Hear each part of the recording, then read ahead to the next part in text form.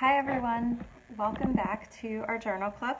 I am waiting for Dr. Gauri Khatkhate, who is going to be presenting an article on bipolar disorder in older patients, and she is a geriatric psychiatrist, which makes it very exciting. Okay, do our video, and we will be starting in just a moment. Hi. Hi. Nice to see you. Can you hear me? I can hear you. Can you hear me? Oh, yeah. You told me to wear headphones. I forgot. Let me go get the earbuds real quick. Okay. All right. So she forgot to get her earbuds. I forgot to plug mine in. I was like, what am I listening to? Because I have them in, but we have to have them in to reduce the echo. So if you're watching, say hi. It's like hard for me to know every time who's watching, but I do think that we have a few people who come every week, which I really appreciate. I hope you guys are finding these videos helpful. Hi.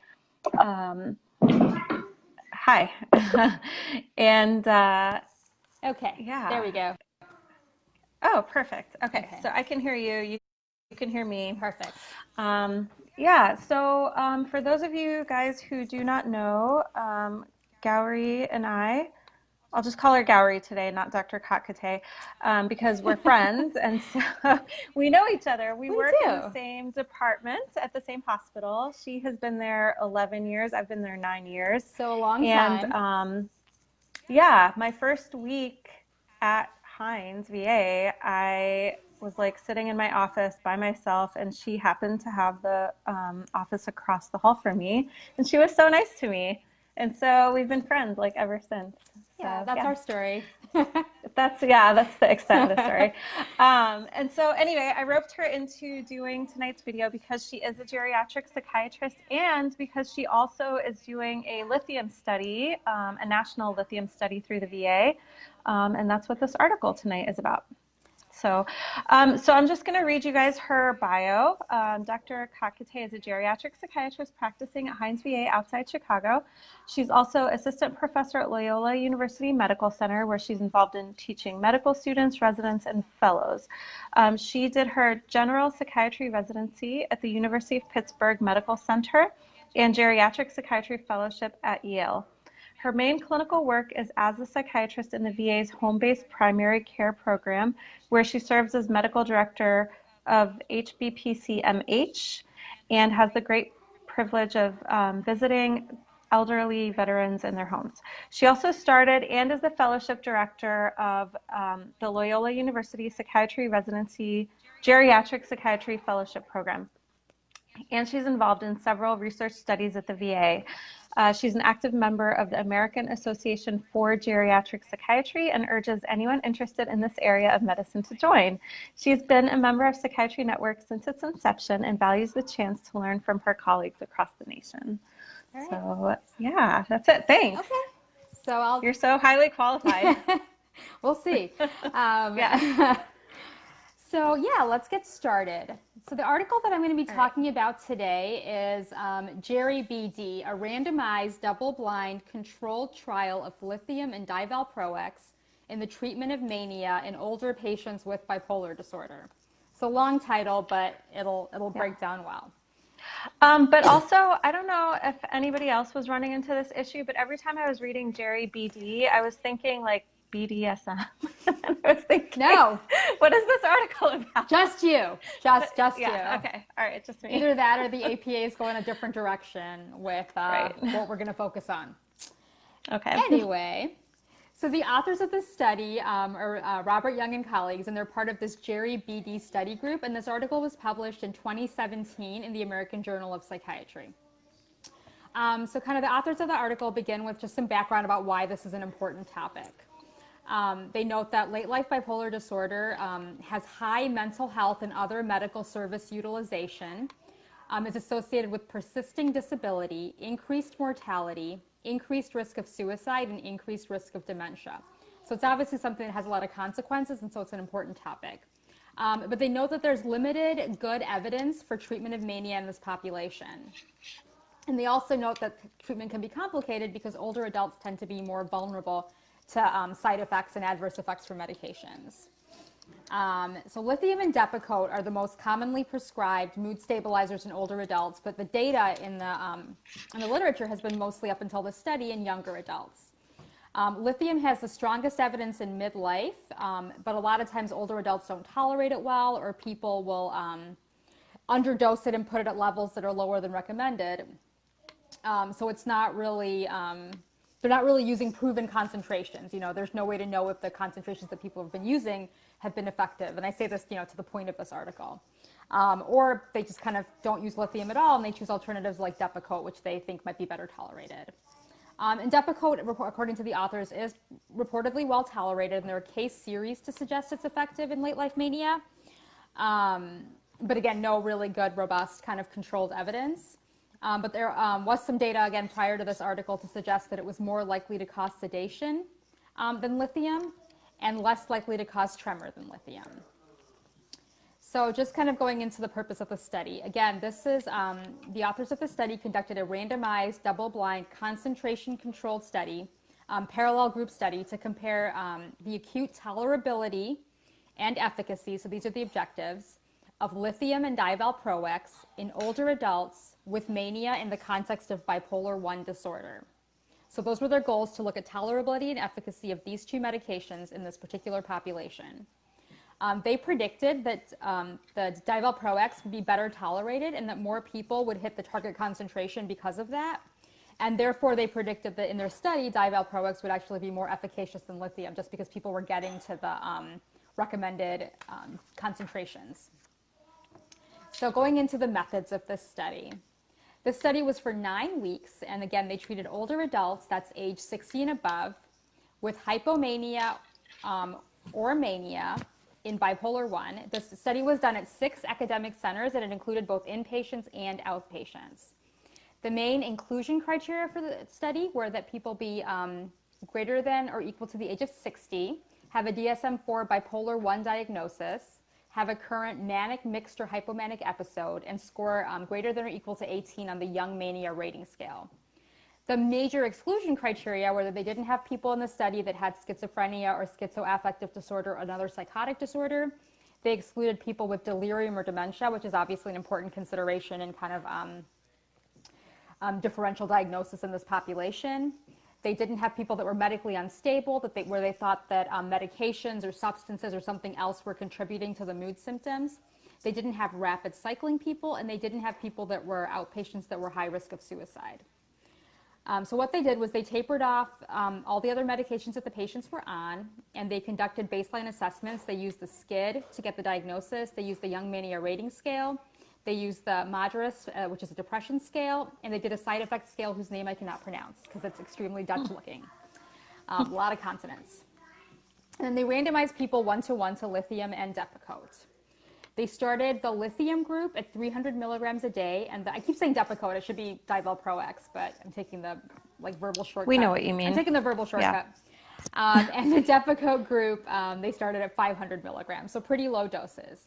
For the lithium group, they were targeting a range of 0.8 to 0.99. And for the Depakote group, they were targeting a range of 80 to 99, which is kind of clever because they're actually nice and comparable. And then they would basically check levels and then send the blinded study psychiatrist the real level of the drug they were on, and then a sham level that was like the comparable level of the other drug. And then doses were titrated with the goal of getting into the target concentration. So even if people were responding, they were still aiming for the study target concentrations. If obviously the patient wasn't tolerating it, they were getting worse, something else was going on, the dose was decreased, or if the psychiatrist thought it was appropriate, the patient was discontinued from the study. They also kind of did, in addition to this lithium or Depakote, they used kind of standard interventions, standard behavioral interventions that you might use in a hospital, seclusion, restraint, all those kinds of things. And then this was interesting, for the first 3 weeks, so people are acutely manic or hypomanic in this, scenario. In addition to the lithium and Depakote, they allowed people to be on adjunctive lorazepam, up to 3 milligrams a day. And then if that didn't work, if sort of standard intervention and lorazepam didn't work, They also gave them the option of putting people on adjunctive or like as a rescue medication on risperidone at like 0.5 milligram to 1 milligram twice a day. If they needed more, if they were on like the lithium or Depakote and they were on the lorazepam and they were on the risperidone and they still were just, so symptomatic, they actually terminated them from the study. And then after 3 weeks, so that was the first 3 weeks where they were really just trying to use rescue medication because, the people were still acutely symptomatic and, you hadn't gotten the full response yet from the medication.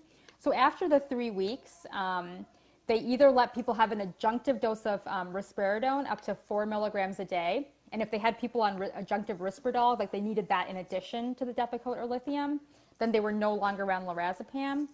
And if they didn't need risperidone, they still kind of had the option of PRN lorazepam. That's very detailed, I know, but I just thought it was kind of interesting how they did, kind of handle this acutely manic patients kind of in a real life way. So their primary clinical tolerability measure, because they were looking at tolerability and efficacy. So their primary clinical tolerability measure was sleepiness or sedation. Their primary pharmacological tolerability measure was whether or not people could reach the target concentration. And their primary efficacy measure was the change in the Young Mania Rating Score. Okay, so their results. So kind of to begin with, they screened 2,403 patients. And after of screening all of those, like almost 2,500 people, they got 355 that actually met criteria and gave consent. And of those, for various reasons, 224 made it to randomization. So they had 112 in the lithium group and 112 in the Depakote group. And then they kind of went through some different results for different, the tolerability, efficacy things they were looking at. So for attrition rates, dropouts from the study, by week 9, lithium had a 51% attrition rate and Depakote had a 44% attrition rate, which was not significantly different. There was no real difference in time to attrition or reason for attrition, so it was pretty comparable. And age and medical burden were not a factor in attrition. Then they looked at the need for rescue or adjunctive medication, and they found that basically there was no difference between the two groups in the use of rescue or adjunctive meds, except after day 28, so 4 weeks into the study, there was a significantly higher number of people in the Depakote group that were still needing lorazepam. And then tolerability, they found no difference in sedation or sleepiness, which, I don't know, surprised me that those were equivalent. And for tremor, there were lower scores for tremor in the Depakote group, but it was just short of significance. But there was less tremor in the Depakote group. Same amount of sedation. They looked at nausea and vomiting and found no significant difference. And then they looked at how many people could reach the target concentration in each group. And they found that the numbers were pretty similar, actually. So the mean concentrations that they got to were like a 0.76 lithium level and a 74 micrograms per milliliter Depakote level. So lower than kind of what you see as treating acute mania in younger adults, but still a decent level. And about close to 60% in each group was able to reach that target level. So now on to the results for efficacy. They found that the Young Mania Rating Scale scores decreased significantly in both groups, but more so in the lithium group than the Depakote group. And this was true when the initial mania score was higher, but for the people that had the lower baseline mania scores, the two groups were actually comparable in their efficacy and how much they decreased the mania score. They looked at rate of response, and response is a 50% decrease in the Young Mania Rating score. And they found that at week 9, lithium had a 78.6% response rate, and Depakote had a 73.2% response rate, which I thought was pretty high, actually. And then looking at remission, which is a Young Mania Rating score of less than 9, they found at week 9, so at the end of the study, that lithium had about a 70% remission rate, and Depakote had like a 65% remission rate, 63.4, but that those were not significant. And then, so then they kind of moved on to, their thoughts about the study, what they found. And they said they have their principal finding as, and This is, I guess, the take-home point of the study. The overall tolerability and efficacy of lithium and Depakote were comparable in older patients. The effect of lithium on mania severity rating was significantly larger, but the effect on the mania score was larger, but the overall rates of response and remission were not significantly different between the two groups. They found that less than 20% of people actually ended up needing an adjunctive antipsychotic. This I thought was interesting, even though like 35% presented with psychotic features. So not everybody with psychotic features actually needed an antipsychotic. And neither treatment increased the depression scores. So I know we're sometimes taught that like Depakote is depressogenic and stuff like that. So the attrition rates they noted were pretty high in both their groups. I don't think I mentioned what they were necessarily, but they were relatively high. Hold on, I got it. Yeah, like 50% about by week 9 in each group. But actually, I guess that's not significantly different than similar studies done in younger populations. So it's not necessarily that their side effect burden is so much higher. These are kind of typical dropout rates in a study of manic patients.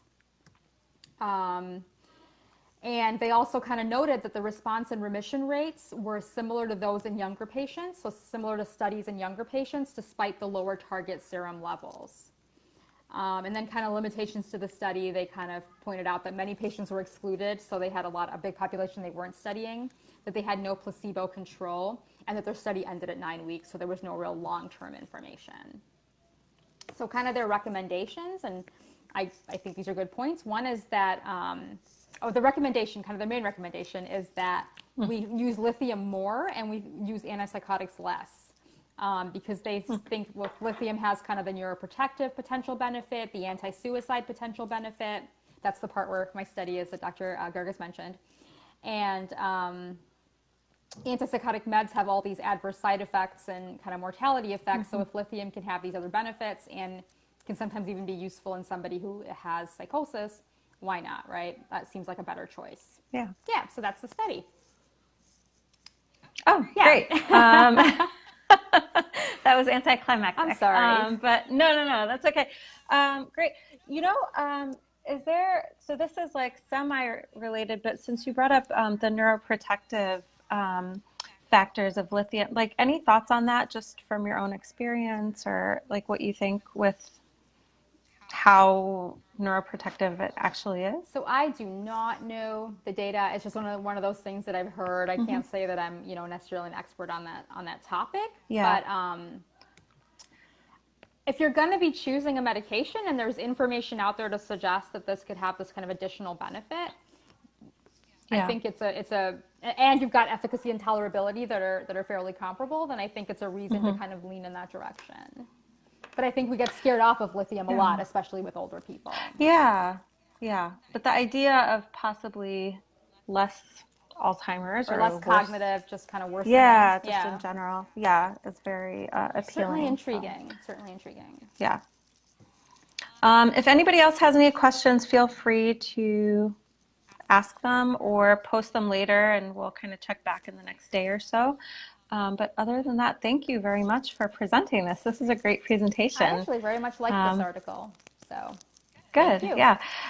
Yeah. And I am just kind of off topic, but I'm personally like very, very, very behind on responding to messages and emails. So I do plan to catch up in the next couple of days, but my apologies for anybody waiting for anything. So.